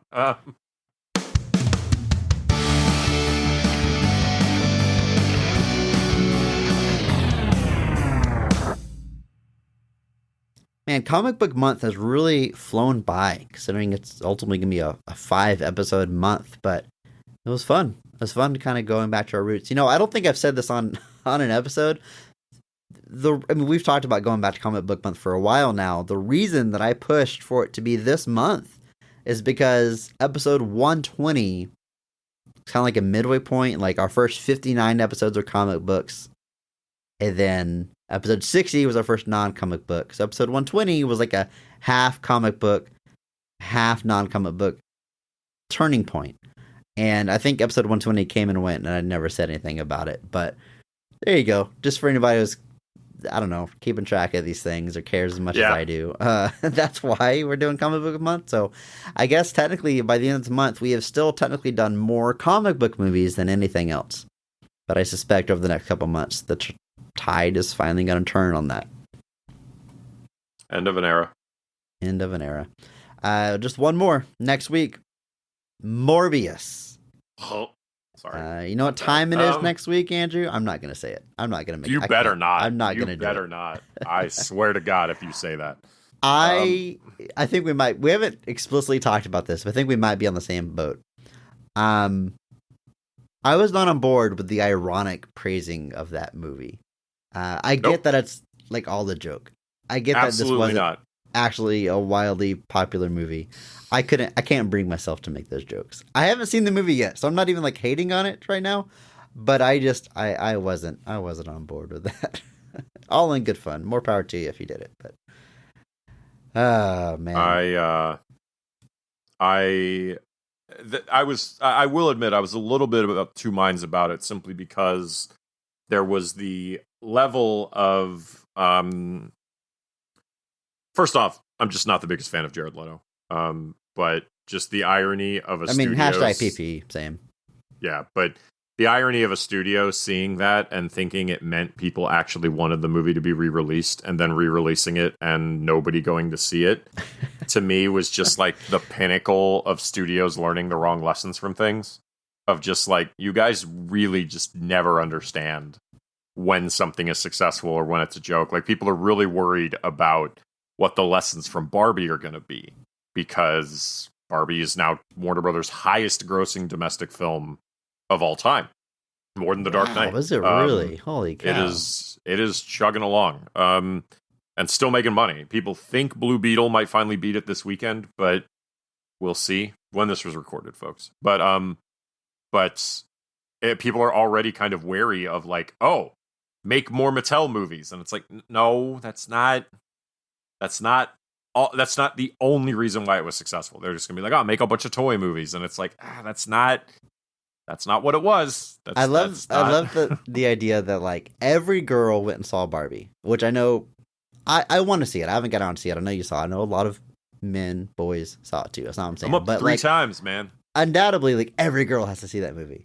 and I love the thought of like a Hot Wheels movie, and like every boy has to go see that movie. Like, oh man, it's Hot Wheels. Like, it doesn't have the same power, right? Like, No, I played Hot Wheels absolutely growing not. up, but I'm not dying for a Hot Wheels movie. Well, right, and it's a matter of like, just with Barbie, you've got a chance to make actual characters. Like, who are your characters in a Hot Wheels movie? Like, who? Like, it's this idea that like the subject matter is only part of it, but like the word of mouth for Barbie, I think, is a huge part of it. Like that idea that people were like, this is it's a very good movie. Like, it's just good at what the story it's telling, I think, is part of what resonates. It's like Dark Knight was very similar. Like, Dark Knight comes out, makes $1 billion, and what does everybody want? They want dark and gritty superheroes. It's like, no, they want well-crafted superheroes that tell interesting stories. They don't want every movie to be the Dark Knight, which we're still kind of dealing with sometimes. But we'll see. But the studio re-releasing Morbius is, again, it's like, to me, it's like the peak of like a studio just not getting it. Well, next week we talk about the movie itself, and we'll talk about all the aura around it, but we're going to dive into the actual movie, the scenes, the performances, and find the positives, find what works. That's happening next week. But for now, it's time for the question of the week. And if you want to leave us a question for a future episode, you can. Just hop into our Discord. There's a link in the show notes. What are you waiting for? Get in there. Leave us a question, just like Mike Lynch did here, who says, with 2 new films, Across the Spider-Verse and Mission Impossible Dead Reckoning, joining the one movie split into 2 canon, I'd like to get the #PP take on these types of movies. Do you enjoy when the filmmakers make this decision? And what is your favorite one? And they list some examples here, like Kill Bill, The Final Harry Potter, The Final Twilight, The Hobbit, Hunger Games, Divergent, It, Across the Spider-Verse, Mission Impossible Dead Reckoning, and Dune. All right. My gut says I typically don't think it's a good decision. But #PP, I want to dive into some positives here. I'm on the record saying that I love the Matrix sequels. I don't necessarily think the combined production is the reason I love them, or a strength. Like, you could have made them individual movies and I still would have loved them. So I'm not sure how much weight I'm kind of giving to that, but it makes for a very weird balance in your trilogy. Like, let's take, The Matrix is a good example, or the original Pirates of the Caribbean trilogy. It's like you have a first movie that goes from feeling like a volume 1 to feeling like an intro. And then you've got this long epic that's literally split into 2 that feels like it's of a piece. So you have like a 2-hour intro and then like a 5-hour big movie. And it just kind of reframes that first one in a weird, isolated way that I find kind of strange. I tend to agree. I think it definitely became a trend there for a while that your last film had to take the last book and break it into 2. And I think Harry Potter is definitely the reason for that, more so than something like Kill Bill. Kill Bill's a weird one because I know Tarantino considers it one film, and like the reason he says he released it as 2 is because he's like, no studio would release it as just 1. And my point, folks, is that Tarantino's already made 10 movies. And if he wants to argue that his next movie is his actual 10th movie, I will never buy it. And the only people that do buy it are like his most hardcore of fans that do but actually Kill Bill is just 1 movie. It's not. At the very least, give us the whole bloody affair. He's teased like this uncut version that takes out the flashbacks and the, previously on segment. Like, at least do that. At least give us the uncut version. Come on. Has that not happened? It hasn't. There was a listing on Amazon for years. I, back in the day, would check it like once a week to see if it was ever actually on sale. And there's artwork for it. Never been released. There's fan cuts that are probably exactly what we're going to get. Like, I don't think it has extra footage. I think it just, like I said, it takes out the part where they're catching you up on part 1. And then like the black and white segment is in full color. Because that was edited for blood and content reasons. But otherwise, I think it's just those 2 movies back to back. Yeah, I've seen that there's I was just checking to see if there actually was any release, and everyone's like, no, you've seen fan edits of it, but you've never actually seen. Like, it's people taking all of his statements about it and just editing the movie based off of that. But I think Harry Potter came out and they both made $1 billion plus, and so everybody's response at that point was, "Oh, it's another instance, I think, of a studio taking the wrong lesson." You know, Harry Potter took that final book and turned it into 2 books or 2 movies, and they both made a bunch of money, and so everyone just assumed, "Oh, well, if we take our final movie and split it into 2, we will also make tons of money." And that was definitely the trend for things like Twilight, Hunger Games, Divergent, although I don't think Divergent ever got to the finish line because I think the movies just weren't super successful. Those like young adult adaptations, especially like Twilight, Hunger Games, because they're all playing in the Harry Potter sandbox of like, this is a young adult book aimed at a younger audience that we're going to try to do this with.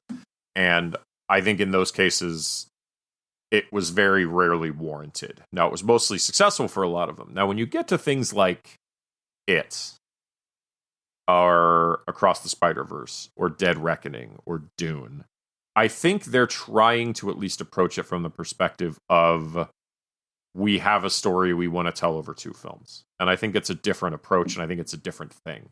The Hobbit is a weird kind of outlier because The Hobbit never needed to be 3 films, let alone 2, let alone 1, if we're being honest. It's kind of it's a thing where like you never really needed to go back and do that, and if you did, you certainly didn't need to make it 3 movies that all then later got their own extended editions, and you're just kind of like, I don't need 9 hours of a Hobbit movie. It seems a little egregious. I agree. It doesn't seem egregious, Chris. That's hashtag PP. But so then you ended up with this second phase where like something like It and Dune are based off of books that are notoriously very dense.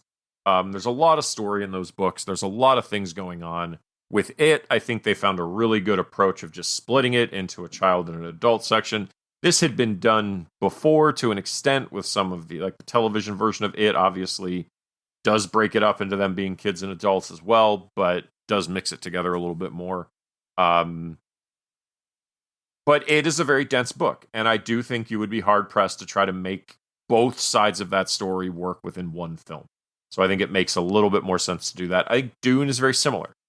David Lynch infamously made Dune as one film, and it is missing a lot of information, and a lot of people think it struggles because of that. You can't really figure out what's going on because of all that it had to cut and go with and work with. Now, don't get me wrong, I like David Lynch's Dune. I think there is a lot of ambition there. I think there's a lot of cool creative decisions, and it has Sting. Not that Sting, the other Sting. Woo! But Wait, what? Not that Sting, Not that the other Sting. Sting. Oh, okay. What sound does the other Sting make? EO. But EO. That's what Sting says. Also, I did kind of a Ric Flair woo. Yeah, I was going to say that was I kind of messed it up anyway. Yeah, so now what's a good Sting woo? It's a lot shorter, right? Yeah, like just woo. Yeah. That's Sting. Isn't it strange that there's 2 iconic wrestlers, some of the most iconic of all time, that are probably most... I mean, WCW, they're both like faces of WCW. Yep. And they have the same catchphrase, except one has more O's in it. Yep, pretty much. Now, what I will finish this topic with is you get things now like Mission Impossible Dead Reckoning or Across the Spider-Verse. Now, these are not adaptations where we're saying there's too much material, we can't fit it into one movie. These are original stories that they are deciding need to be told over 2 movies. Or Fast X is another example of this, where Fast X is only part 1 of this story they're telling. So now we're entering... So for the longest time, even with stuff like It, Dune versus Harry Potter, Twilight, and we were basically saying these last books have enough content to be multiple films. Or these books in general have enough content to be multiple films. This is why you see a lot more television adaptations of books now, because they want room to let the story breathe. But we're now entering into this situation, especially this year, because Mission Impossible Dead Reckoning, Across the Spider-Verse, and Fast X are all this year, like barely 6 months apart. We had 3 movies come out this year that were part 1s of stories, and only one of them was actually promoted that way when it finally came time to, like, come out. Like, Across the Spider-Verse started as Across the Spider-Verse Part 1, but then they changed it to Across and Beyond.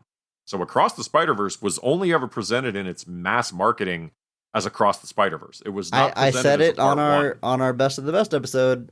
I didn't know it was a Part 1 until the credits hit. And I remembered that original teaser trailer that said Part 1. Like, I remembered that. But I clearly, from the reaction of other people, others did not.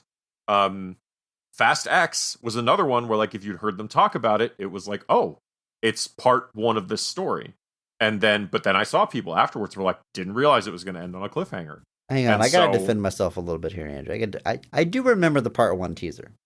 Okay. But it changed. Like they changed the name. So like, Avengers: Infinity War and Endgame were originally Infinity War Part 1 and Infinity War Part 2. They changed it to have their own titles, and in my opinion, end up being two distinct movies. The credits don't hit on Infinity War, and I feel like I know there's another movie coming, but I don't feel like we're in the middle of a movie.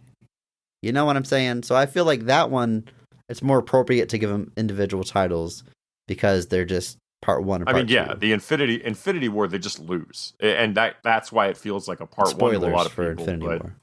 Sorry, it's a 4-year-old movie now, 5-year-old movie. But I think there is, with like Infinity War, but then also with Infinity War, you knew there was another one coming, and you knew it was coming a year later. So that helped a lot. Now with Across the Spider-Verse, we have no idea when that sequel's coming now. It was supposed to come out March of next year. Now it's not. Dead Reckoning, I think there is a date for it. It's a couple years off.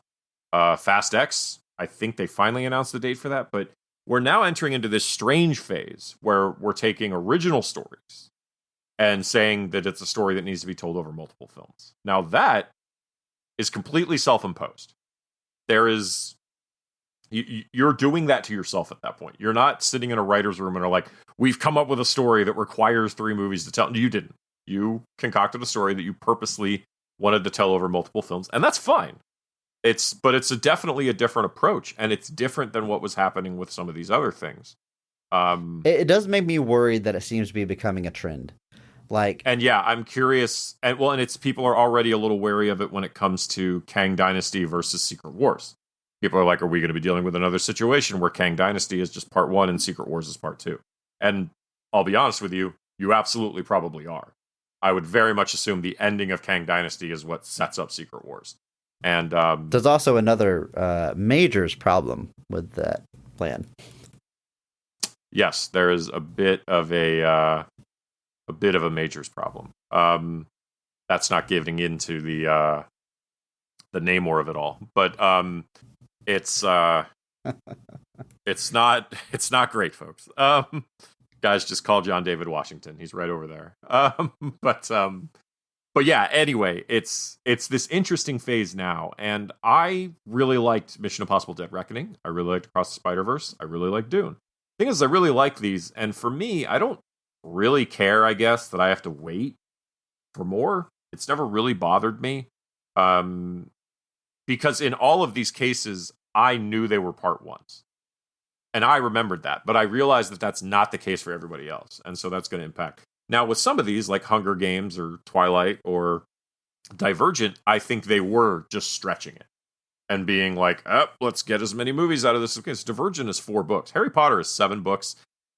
They got 8 movies out of that, and then they're up to 3 prequels. Like, they really stretched Harry Potter, but the argument people would make is that if you were going to double up on Harry Potter books, there were other ones they should have done that with. Other movies that had more dense story. Look, I'm no Harry Potter expert, but I know like the first book is this thick. I don't know how many pages. The 7th book is... The 7th one is like 3 times as large, so... Well, they start getting that thick with the 4th one. That's the thing. From like 1, 2, and 3 are all thinner. From 4, 5, 6, and 7. I don't even think 7th is the longest book. I think it's 4 or 5 that is. But does anybody really want half the series split into 2 movies? That would start to feel... That would be a great... I don't disagree with that at all. I don't. I'm just saying from like I'm just saying from the perspective of like, if you're gonna extend the story of a book, you kind of picked the worst one, the one that didn't need it necessarily. And with stuff like Twilight and Hunger Games, people were like, these really didn't need it. These books are not that much longer. It could have been done, but you got to make that money. And You have to. There's no other option. I'm just realizing now, it even spread in the television. There was Breaking Bad, the final season, part 1, and then a break, and then part 2. It had its own DVD set, and I remember this because I used to watch that movie, or that show. I didn't have, cable or whatever, so I'd buy the sets. And, I remember thinking, I'm finally buying the end of it. And it was the final season, part 1. It didn't even have... So annoying. So annoying. What I think is interesting... Well, it's common now with Netflix, too. They do, a batch of episodes. They do, Stranger Things is going to be like that. We're going to get the final season part 1 and the final season part 2, which means it's 2 different seasons. I'm sorry. That's what it means. I say it, we talked about what if they take the wrong lessons from this. We're talking about it with Barbie, and it's even though I'm not seeing a lot of bad examples of it yet, you worry about the wrong lessons and things getting split that don't need to be split. Just like the MCU takes off and everyone tries to do a shared universe, even though that's not really a great selling point, and a lot of those are disastrous. You just know what's going to happen again here. What I can't help but think of is all right, there's a little bit of a difference between a co-production, making 2 movies at once, and splitting a movie into 2. A lot of times they overlap, sometimes they don't. And what I keep going back to as you're talking through all these is the original Star Wars trilogy, which parts 2 and 3, aka 5 and 6, are not a co-production. They're made separately, but story-wise, it feels like a story cut in the 2. It ends in a big cliffhanger. And then you have Back to the Future, Part 2 and 3, which are a co-production. They're made together, but feel like 2 distinct films. The story-wise, it resolves the second one, and 3 is a total new story. So it's interesting that they are not mutually exclusive. But I think those are 2 good examples of a way you can do it that pleases everybody. Yeah, I agree. I think the... I guess intent's part of it too. Obviously, with something like Back to the Future, it is Back to the Future is interesting because the first one does technically end on a cliffhanger, but if it never amounted to anything, you could have easily just left it as whatever. It's more of a tease, not to be too pedantic. That movie resolves. The story of that movie resolves, and then it leaves you with a tease for the future. And if that tease had never led to anything, whatever, it wouldn't have been the end of the world. As Harold Ramis once said, the world would be fine if there were only ever 2 Ghostbusters movies. And sometimes I wish we'd listen to it. But so it definitely is intent. And like I said, I think there are approaches that just make it very clear what's happening. I think what's causing issue now is that people are not realizing these are part 1s. I think that's this era we've entered into now. I think Dead Reckoning is the only one of the recent ones that actually presents itself as part 1. Because Dune, I think, even just presented itself as Dune. I didn't even realize. I haven't seen it. I think 8's the most recent one I saw, but I didn't even realize it was part 1. I kind of remember vaguely them talking about it, but like you said, it doesn't present it in the marketing, so I totally... Who would know? Forgot that was a part 1, yeah. X1. No one's going to find out. How would they find out? It's creating I think that's the disconnect now, and I've seen people complaining about that. Is just there's no notion that these are only part 1s, and so I think that's causing an issue, and people are kind of getting a little frustrated, and it might even be part of the problem why a movie like Mission Impossible that's gotten great reviews is struggling at the box office because people are like, oh, it's only part 1, who cares? And I think, like you said, it feels like we're turning back. We had that hype of all these movies are going to be 2 parts. The final installment is going to be 2 parts. And then it died down for a little bit because I think things like Hunger Games and Divergent kind of struggled. And they were kind of all right, back up. We're not making the money. And so now we're kind of in this notion of we can do the multi-part movies again. And I think, it might even be another wrong lesson from the MCU of doing Infinity War and Endgame as 2 movies, and now they're like, oh, we can do that. And it's cool. You understand people don't care about Fast X as much as they did Infinity War, right? And Dead Reckoning rules. You should see it. It is. It's awesome. In theaters. It's great. Interesting. Thanks for the question, Mike Lynch. What are some highlights? What are some of the best examples of either co-productions or co-production is not the right word. What do you call it? Shared production? You know what I'm saying. Make 2 movies at the same dang time, or movies split into part 1 and part 2. What are some good examples of that? What's your personal favorite? Let us know. Hit us up in that Discord. And until next week, until Morbius, just remember that maybe not every movie is great, but all movies have greatness. Thank you to Mark Benavides for singing our theme song. You can check him out on Instagram at NotThatMarkAnthony. And thanks to Mitch for the music. You can follow him on... I'm still going to say Twitter. I can't. You can follow him on Twitter at I'm a Biggie Boy. And check our show notes for the SoundCloud link. Check out our store on TeePublic for some Best of the Rest merch. And if you enjoyed this episode, please share it with a friend. It's the only way that we grow. And follow us on social media at BOTRcast. Thank you.